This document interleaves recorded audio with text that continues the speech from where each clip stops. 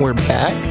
This is the portion of our podcast where we take our questions. We'll start with a few email questions, and then we'll go into our chat here and get some of the questions here. But before we do that, I did want to talk a little bit about seizing the moment for the connection. If some of you guys have been watching basketball lately, last night they had a eulogy for Kobe. And Jordan got up and he spoke, and Shaq got up, and it was really nice and sweet. But one of the things that a few of his friends had gotten up and talked about was the reason that he went into the NBA from high school and not college. Because, I mean, granted, there's the obvious, you make millions right off the bat as opposed to going for college. That's a wise business decision. But his answer for all his friends, Kobe, that is, his answer for why he went straight to the NBA as opposed to college was Jordan's only got a few years left.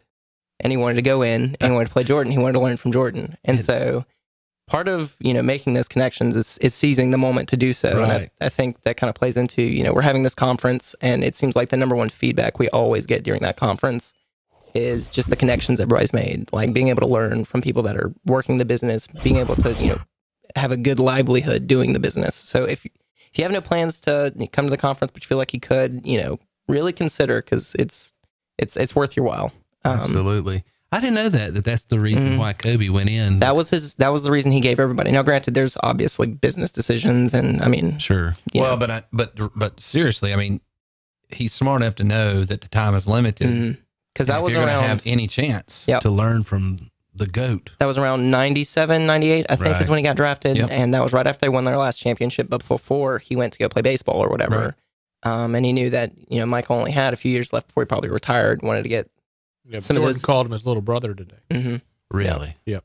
And that's what Jordan always talked about, was every time he'd call him, Jordan was saying how he'd love to talk about basketball, but he also wanted to be able to talk about life and stuff. But Kobe would call him up and be like, so how do you know your defender's on your left when you're pinning them down on the right side? Like, that's a guy who wants to learn. Yeah. That's one of the most memorable messages this guy over here has ever preached was on Carpe Diem.